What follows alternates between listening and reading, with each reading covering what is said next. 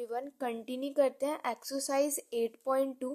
Question number 15 तक previous video में complete कर लिया था। अब करेंगे question number 16। So question number 16 is find a GP for which sum of the first two terms is -4 and the fifth term is 4 times the third term। So question में हमें क्या बोला गया, हमें एक जीपी फाइंड करना है जिसमें कि हमें गिवन है कि जो फर्स्ट टू टर्म्स है उनका जो सम है वो हमें -4 गिवन है और जो फिफ्थ टर्म है वो 4 टाइम्स है थर्ड टर्म के।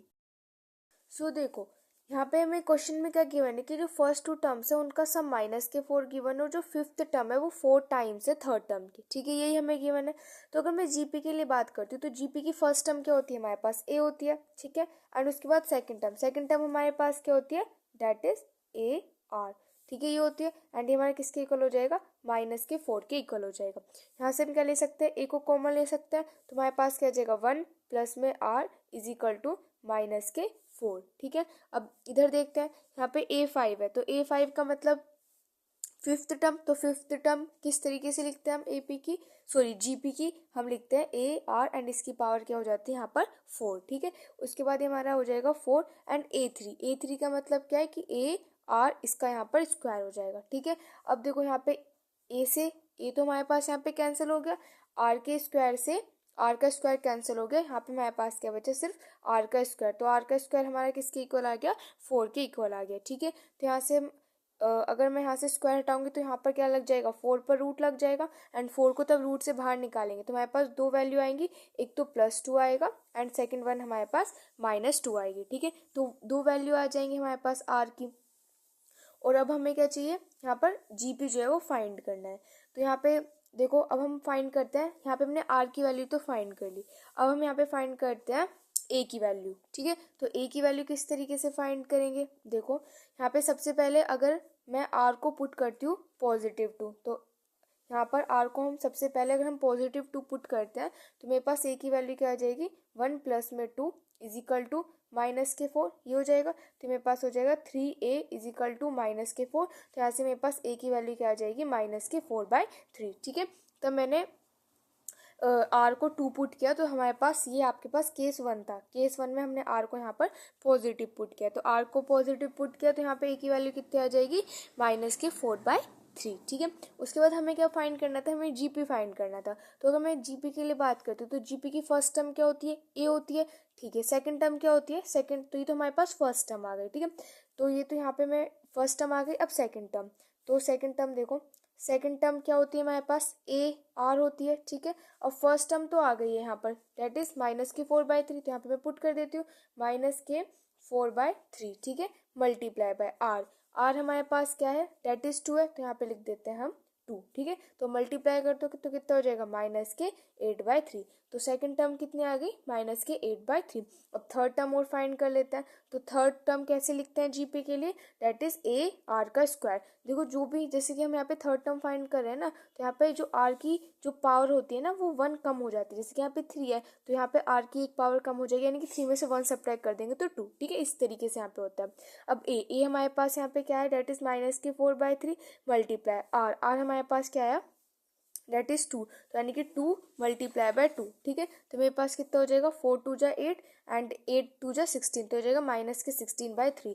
तो तब हमने आर क्या पुट किया, देखो केस 1, जब केस 1 में हमने जब आर की वैल्यू 2 पुट की है तो हमारे पास जीपी क्या बन के आया, फर्स्ट टर्म क्या है ये -4/3। ठीक है, सेकंड टर्म क्या है ये -8/3 एंड थर्ड टर्म हमारे पास क्या है ये -16/3। ठीक है, तो इस तरीके से जो हमारा जीपी है वो इस तरीके से कंटिन्यू ऐसे चलता रहेगा। तो ये तो हमारा केस 1 था। अब केस 2 लेते हैं। केस 2 में यहाँ पे हम आर की वैल्यू क्या पुट करेंगे, -2 पुट करेंगे। ठीक है, सो यहाँ पर केस सेकंड, तो केस सेकंड तब हम आर की वैल्यू पुट कर रहे हैं -2। तो देखो यहाँ पर आर की वैल्यू पुट करते हैं -2, इसमें हम यहाँ पे आर की वैल्यू -2 पुट करते हैं, फिर अपनी ए की वैल्यू फाइंड करते हैं। ठीक है, सो इसको मैं यहाँ पे इक्वेशन नंबर 1 बोल दूँ। ठीक है, तो यहाँ पे मैं लिख देती हूँ, put the value of R in equation 1। ठीक है, इक्वेशन 1 में यहाँ पे हम आर की वैल्यू पुट कर रहे हैं। तो इक्वेशन 1 हमारे पास क्या है, a 1 plus R is equal to -4। ठीक है, ये है यहाँ पे, तो a एंड 1 एंड r हमारे पास यहाँ पे हम क्या पुट करें, -2 इज इक्वल टू -4। ये हो जाएगा, यहाँ से 2 में से 1 सब्ट्रैक्ट करेंगे तो क्या आ जाएगा, डेट इज -1। तो -1 इज इक्वल टू -4। ठीक है, तो a मेरे पास क्या आ जाएगा, -4 डिवाइडेड बाय -1, माइनस से माइनस कैंसिल हो गया, तो a की वैल्यू क्या आ गई, मेरे पास 4 आ गई। तो फर्स्ट टर्म तो आ गई हमारे पास 4। अब सेकंड टर्म, तो सेकंड टर्म हम कैसे फाइंड करते हैं, सेकंड टर्म क्या होती है, जीपी के लिए AR होती है। तो फर्स्ट टर्म अभी हमने फाइंड की, डेट इज 4 एंड यहाँ पे इस बार R हम क्या पुट कर रहे हैं, -2, तो कितना हो जाएगा यहाँ पे -8। ठीक है, उसके बाद A3 यानी कि AR का स्क्वायर, तो A हमारे पास कितना है, डेट इज ए यहाँ पे भी हमने फाइंड किया था 4 मल्टीप्लाई बाय R का स्क्वायर यानी कि -2 का स्क्वायर। ठीक है, तो -2 का स्क्वायर यानी कि 4 एंड 4 की मल्टीप्लाई 4 से करेंगे तो कितना हो जाएगा, यहाँ पर हमारे पास 16 हो जाएगा। ठीक है, तो केस सेकंड में तब हमने R की वैल्यू पुट की -2, तो हमारे पास जीपी क्या है, फर्स्ट टर्म क्या आई, डेट इज 4।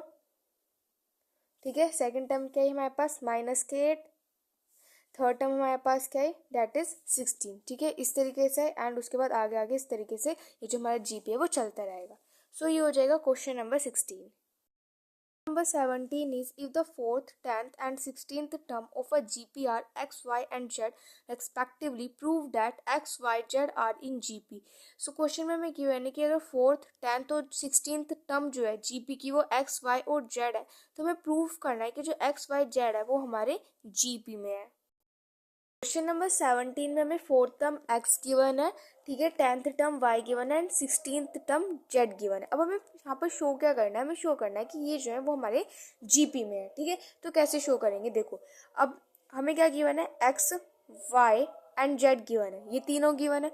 अब हमें शो करना है कि हमारे जीपी में, तो जीपी में शो करने के लिए कैसे करते हैं, जीपी में अगर हमें शो करना है कि हमारे जीपी में, तो उसके लिए हम यहाँ पर जो ज्योमेट्रिक मीन होता है ना, उसका यहाँ पर यूज़ करते हैं। ज्योमेट्रिक मीन की हेल्प से हम इसको यहाँ पर सॉल्व कर सकते हैं। मीन क्या होता है, ज्योमेट्रिक मीन का मतलब होता है कि जो ये मिडल में जो भी हमारे पास नंबर होता है वो हमारा किसके इक्वल होता है, वो रूट के इक्वल होता है। रूट वो भी किसका, जो कि फर्स्ट टर्म होती है और जो इस मिडल टर्म की वाली सेकंड टर्म होती है। ठीक है, यानी कि ये एक्स और जेड के रूट के इक्वल होता है। ठीक है, तो अगर हम ये चीज़ यहाँ पर प्रूव कर देते हैं तो यहाँ पे हम ये कह सकते हैं कि ये हमारा क्या है, जीपी में। ठीक है, अब कैसे प्रूव करेंगे, तो सबसे पहले इसके लिए मैं यहाँ पे लेफ्ट हैंड साइड लेती हूँ। तो इसकी लेफ्ट हैंड साइड क्या है, वाई, तो y यहाँ पे मेरे पास किसके इक्वल है, a tan, and a tan क्या होता है, यानी कि y यहाँ पे हमारे पास किसके इक्वल है, a tan। तो अगर मैं जीपी के लिए करती हूँ तो जीपी के लिए a tan क्या होता है, AR की पावर 9। ठीक है, ये होती है। ओके, तो यहाँ से मैंने y को सॉल्व करके मेरे पास ये आ गया। अब उसके बाद लेते हैं इसकी right hand side. Right hand side में हमें क्या दे रखा है, रूट एक्स जेड, ये तो दे रखा है। ठीक है, तो यहाँ पे हमने लगाया रूट। अब x हमारे पास क्या है, A4, तो A4 को हम क्या लिख सकते हैं, ए आर का क्यूब लिख सकते हैं। ठीक है, फिर मल्टीप्लाई बाय जेड हमारे पास क्या हो जाएगा, AR15।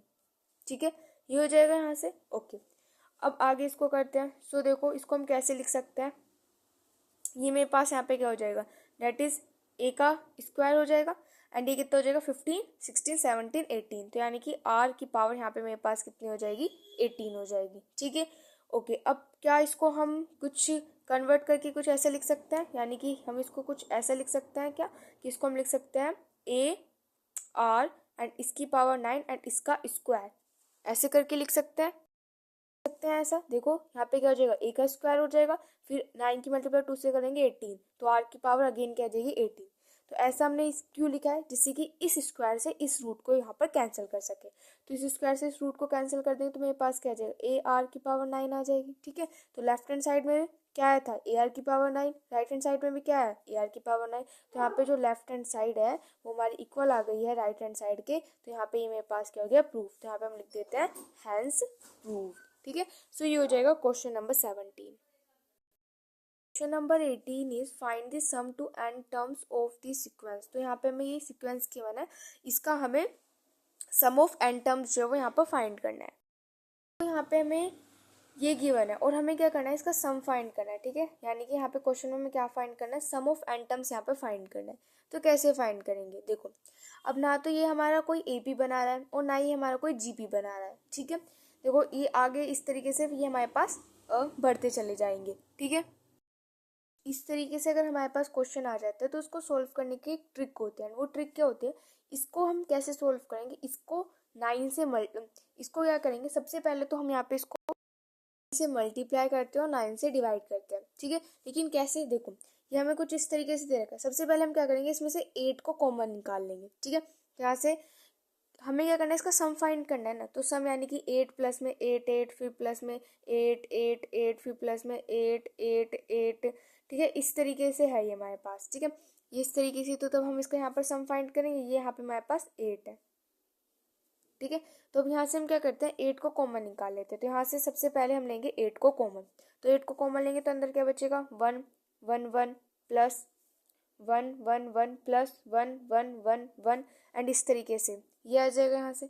अब हम क्या करेंगे, यहाँ पे डिवाइड एंड मल्टीप्लाई बाय 9, ठीक है। अभी आपको समझ में आ जाएगा कि हम क्यों 9 से ही मल्टीप्लाई कर रहे हैं और क्यों 9 से डिवाइड कर रहे हैं, ठीक है। तो इसकी हम यहाँ पे 9 से मल्टीप्लाई और डिवाइड कर सकते हैं। तो यहाँ पे डिवाइड करते हैं तो ये हो जाएगा, एंड 9 से की मल्टीप्लाई करते हैं सबके साथ, तो हो जाएगा 9 प्लस 9 9 प्लस 9 9 9 प्लस 9 9 9 9, इस तरीके से हमारे पास यहाँ पे चलता रहेगा, ठीक है।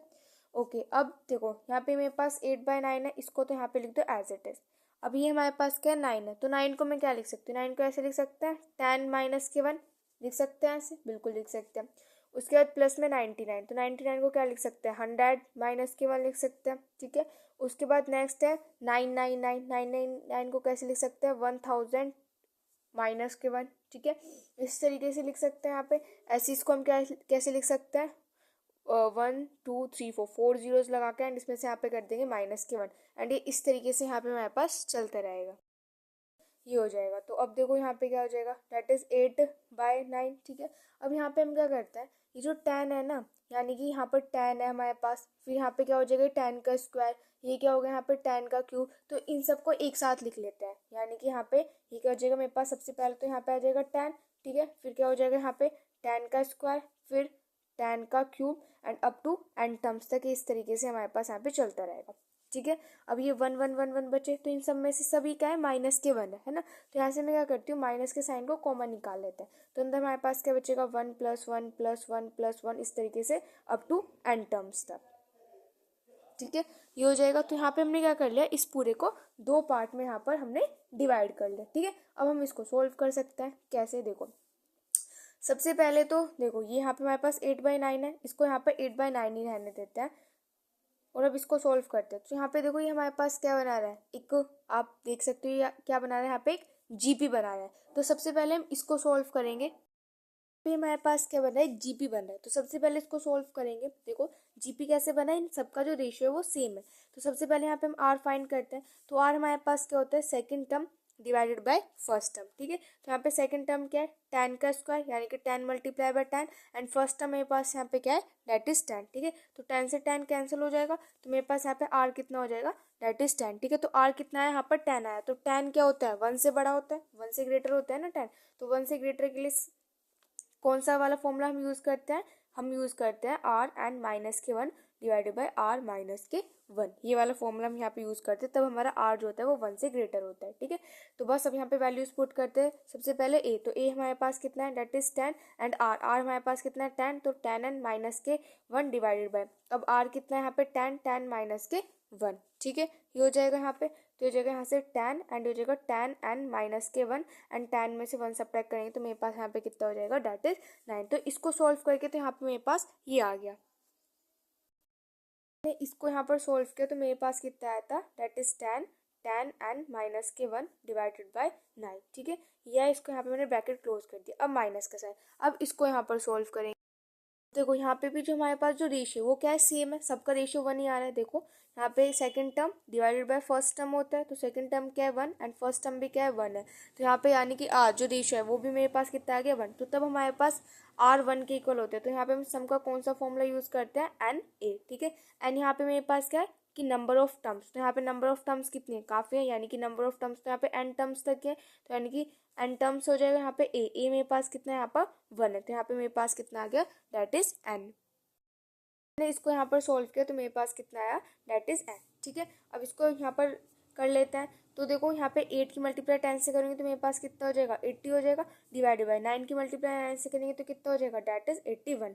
तो अंदर मेरे पास क्या बचा 10n माइनस के 1, ठीक है ये बचा। और ये जो 8/9 है इसकी मल्टीप्लाई इससे भी हो रही है और इसकी मल्टीप्लाई इससे भी हो रही है, ठीक है। आप इसको कुछ इस तरीके से बड़ा वाला ब्रैकेट लगा के समझ सकते हो, इसकी जो मल्टीप्लाई है वो इससे भी हो रही है और इससे भी हो रही है, क्योंकि देखो 8/9 इस पूरे के साथ था ना, तो इसलिए इससे भी होगी और इससे भी होगी, ठीक है। तो अब इससे कर देते हैं, तो यहाँ पे इससे करेंगे n से करेंगे इसकी मल्टीप्लाई, तो माइनस का साइन तो है और ये कितना हो जाएगा 8/9n, ठीक है ये हो जाएगा यहाँ से।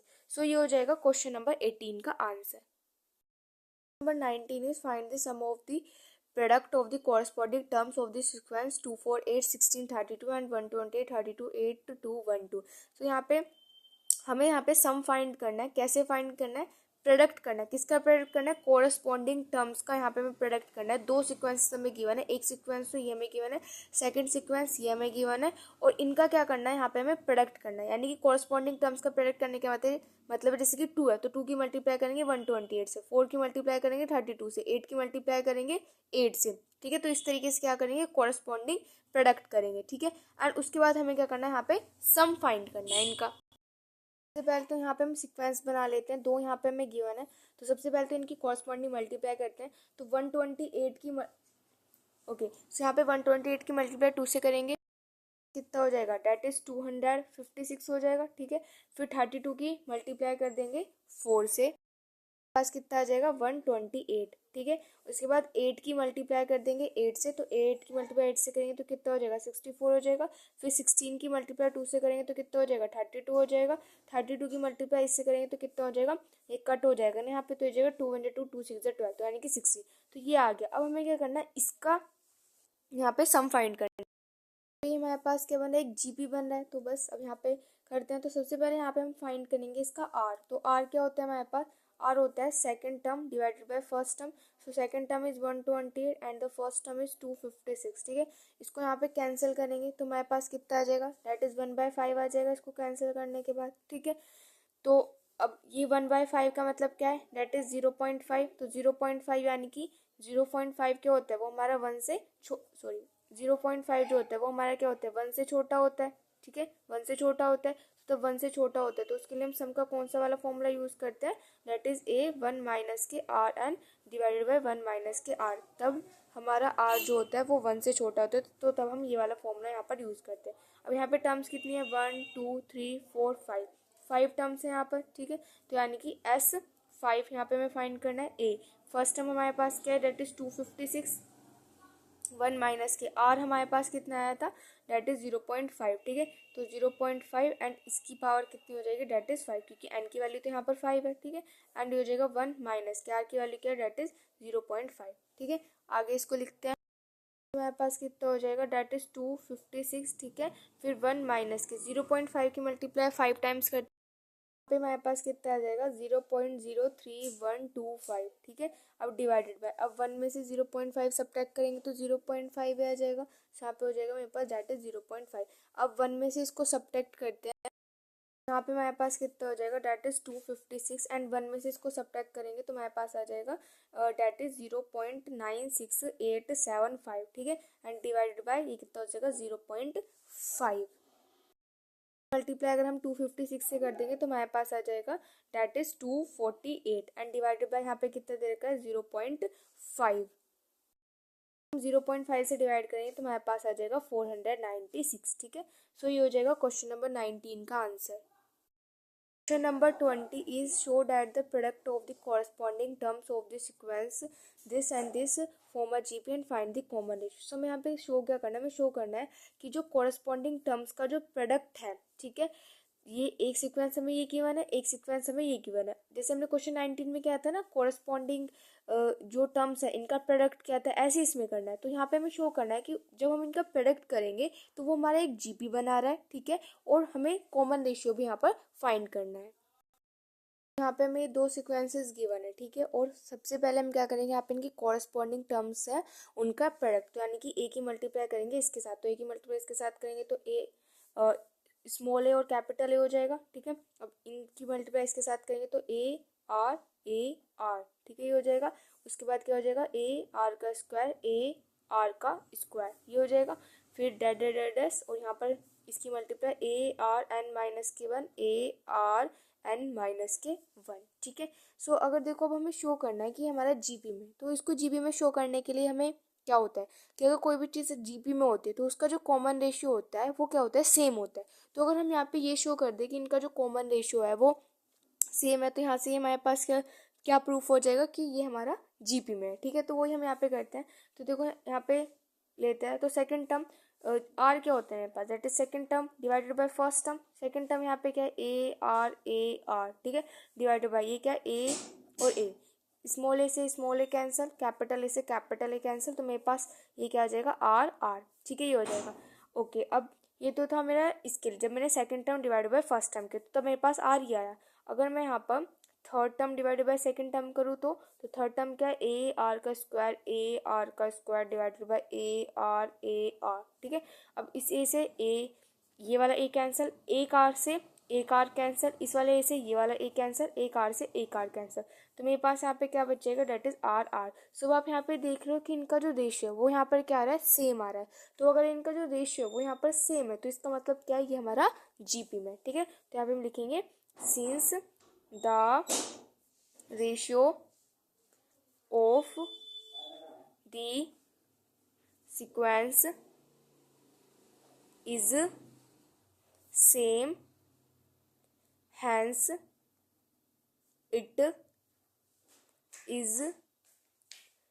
it forms a जीपी, ठीक है। तो ये हमारा क्या बना रहा है, जीपी बना रहा है। और यहाँ पे मैं आर की वैल्यू फाइंड करनी थी, तो आर की वैल्यू हमारे पास क्या आ गई, आर आर, ठीक है। तो यहाँ पे इसका जो रेशियो है वो कितना है, आर और आर, ठीक है। सो ये हो जाएगा question number 20। Number 21 is find four members forming a geometric progression in which the third term is greater than the first term by 9 and the second term is greater than the fourth term by 80। सो यहाँ पे हमें क्या find करना है, four numbers ऐसे find करने हैं जो कि हमारे जीपी बना रहे हैं, जिसमें कि जो थर्ड टर्म है वो फर्स्ट टर्म से 9 टाइम्स जो है वो बड़ी है, ठीक है, 9 टाइम्स नहीं है, यानी कि 9 बड़ी है, यानी कि जो फर्स्ट टर्म, वो जो थर्ड टर्म है वो फर्स्ट टर्म से 9 बड़ी है, वो जो सेकंड टर्म है वो फोर्थ टर्म से 18 बड़ी है। क्वेश्चन में जो चीज़ हमें गिवन है वो यहाँ पे हमने लिख ली है, तो बस इसी का यूज़ करेंगे। सो देखो A3, तो A3 को हम क्या लिख सकते हैं, A3 को हम ऐसे लिख सकते हैं कि A R square is equal to A plus में 9, है ना, इसको इस तरीके से यहाँ पे लिखा जा सकता है, ठीक है।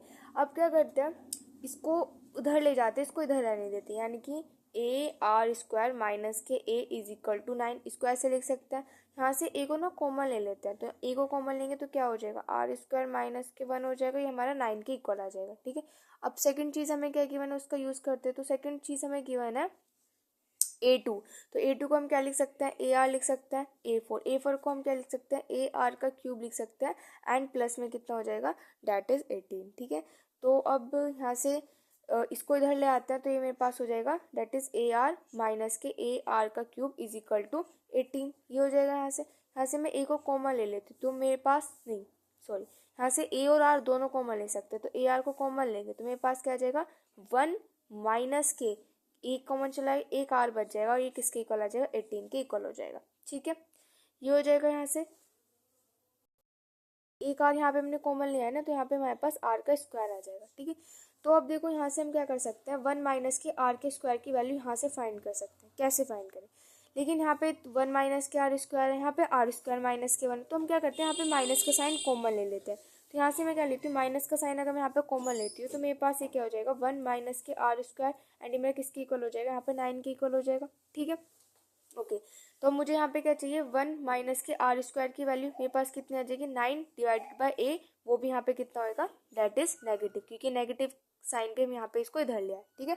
तो 1 माइनस के आर स्क्वायर की वैल्यू यहाँ पे आ गई, तो इसको मैं यहाँ पे इक्वेशन नंबर 1 बोल देती हूँ, ठीक है। So put the value of 1 minus R square from equation 1, ठीक है, इक्वेशन 1 से यहाँ पे पुट कर देते हैं। तो यहाँ पे मेरे पास कितना हो जाएगा, that is A R, and 1 minus R square की वैल्यू क्या है, माइनस के 9 by A is equal to 18, ठीक है। ये आ गई, इस वाले ए से ये वाला ए मेरे पास कैंसिल हो गया, तो माइनस के 9 आर, ये किसके इक्वल आ जाएगा, 18 के इक्वल। की वैल्यू फाइंड करते हैं तो आर कितना आ जाएगा 18 डिवाइडेड बाय माइनस के 9, तो मेरे पास कितना आ गया माइनस के 2। तो आर की वैल्यू मेरे पास से आ गई यहाँ से माइनस के 2। तो मैं ए की वैल्यू फाइंड कर सकते हैं, है ना। आर की वैल्यू को फर्स्ट इक्वेशन में पुट कर देते हैं, ठीक है। So put the value of R in equation 1, ठीक है। इक्वेशन 1 में हम यहाँ पे आर की वैल्यू को पुट कर देते हैं। सो आर की वैल्यू क्या है 1 माइनस के माइनस 2 का square is equal to minus के 9 बाई ए, ठीक है। या ये तो अभी हो जाएगा 1 माइनस के माइनस 2 का स्क्वायर करेंगे तो 4 आ जाएगा is equal to minus 9 divided by A, ठीक है। तो 4 में से 1 करेंगे तो ये हो जाएगा माइनस के 9 बाई ए। इसको कैंसिल करते हैं, माइनस से माइनस कैंसिल हो जाएगा यहाँ पे, 3 1 जा 3 एंड 3 3 जा 9, ठीक है। अब इस ए को उधर भेज देते तो यहाँ से ए की वैल्यू मेरे पास कितनी आ गई 3।